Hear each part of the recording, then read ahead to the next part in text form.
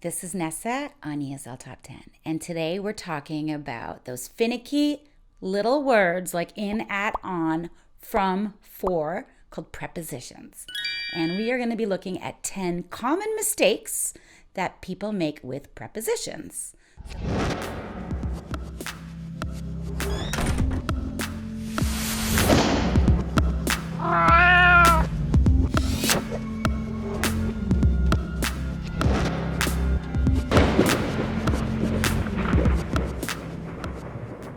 So here we go. We're getting right to it.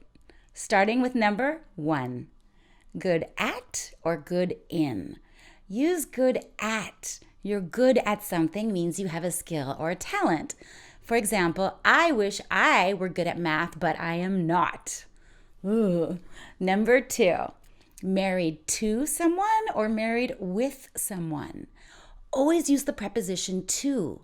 For example, my brother is getting married to his fiancée in June. Congratulations. Number 3, proud of something, proud of someone.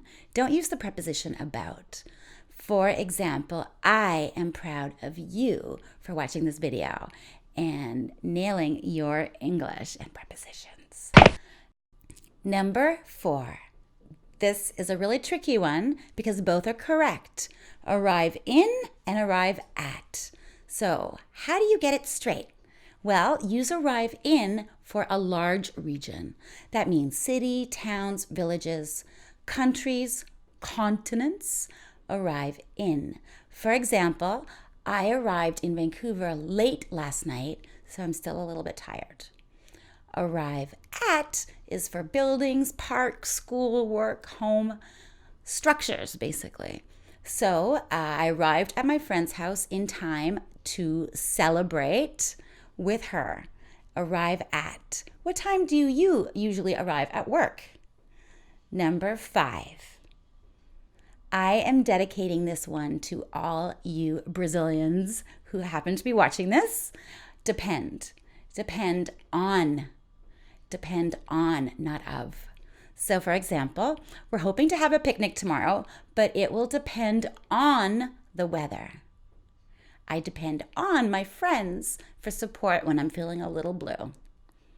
Number 6, wait. Don't say I'm waiting the bus. You have to use the preposition for. You wait for something, like a bus again, or you wait for someone. For example, I've been waiting for you all my life, Sean. Number 7, in and on. For time, use in with years and months. For example, I was born in October. I was born in beep. You can't find out the year. The election will happen in 2020. But use on for days. That means specific dates. For example, I was born on October 18th. But also for holidays. For example, we often give out candies on Halloween. Halloween is a day. So remember, on Monday, but in August.